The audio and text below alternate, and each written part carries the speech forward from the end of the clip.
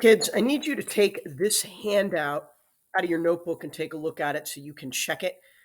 And I would like to talk my way through this handout so you understand how you did. Obviously, I can't answer any questions, but I can try my best from this end to make sure that you understood it.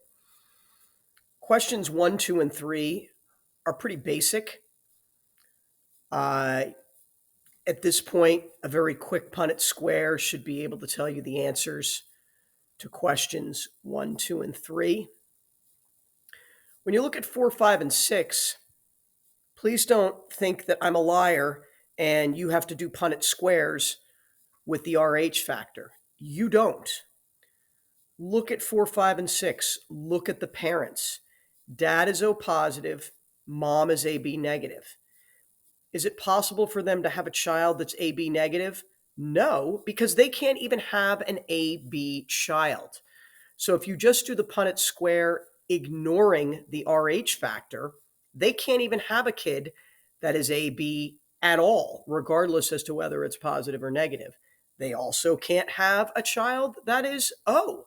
So it doesn't matter if it's O negative or O positive, they can't have a child that's type O.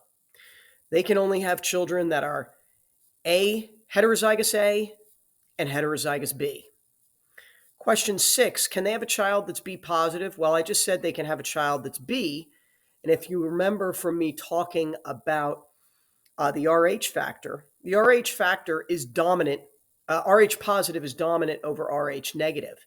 So the fact that dad is O positive means he has at least one allele that has the RH factor on it. So yes, they absolutely could have a child that is B positive because that RH factor from dad could absolutely, possibly be passed to their child. Hence, 4 is no, 5 is no, 6 is yes. Again, as I said in class on Monday, as honors kids, before you just start plowing into making Punnett squares, you really need to look at the problem and try to analyze it first. Um, you have that ability to do so. So now look at question 7. And you have the soggy diaper nursery. And you have these 3 children and these 3 couples. And how do you match them up? Again, if you want to just start doing Punnett squares, knock yourself out. But I would look at the couples and look at the kids. And I would look at couple 2. That's where I would start. I would always try to do these as process of elimination. Couple 2 can only have an O kid because O is recessive. Therefore, Dippo has to be their kid. So now Dippo's crossed out. I look at couple 1 and I know that O is recessive, AB is codominant. So they can only have, if you do need to do a quick Punnett square, they can only have A kids and B kids. Therefore, Zippo is their kid. By process of elimination, couple 3 gets Clippo. And that leads us to the last question. And that's 8. Now you see the RH factor. Now you're all panicked. Please stop panicking. Look at your notes on the RH factor and use some reasoning power that you have as honors kids with the ability to high level think. I look through those couples. I look at couple 4. Couple 4, both parents are not only O, but they are O negative. Negative is recessive.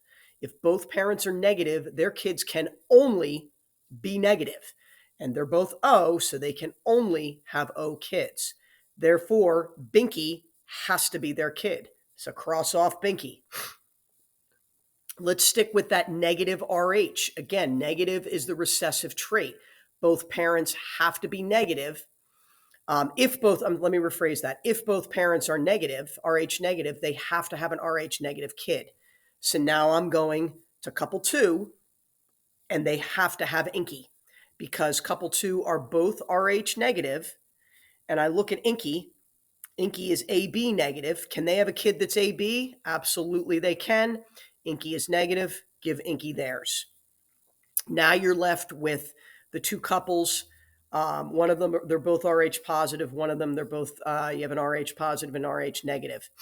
I look at couple 3, they can only have kids that are A or B. I'm kind of ignoring the Rh factor for right now. So I'm looking at Dinky. Dinky's A. Because Stinky's O. They can't have Stinky. They can't have an O kid. Ergo, couple 3 has Dinky. And by process of elimination, Stinky goes to couple 1. So if that's a little confusing to you, on your own, replay this screencast and listen to what I had to say. Again, I know that this is easy for me because I've taught it a long time, but you shouldn't have to just start plowing through a whole bunch of Punnett squares. Look at the Rh factor first, look at Rh negative, and kind of go from there. So hopefully that helped you check this homework assignment.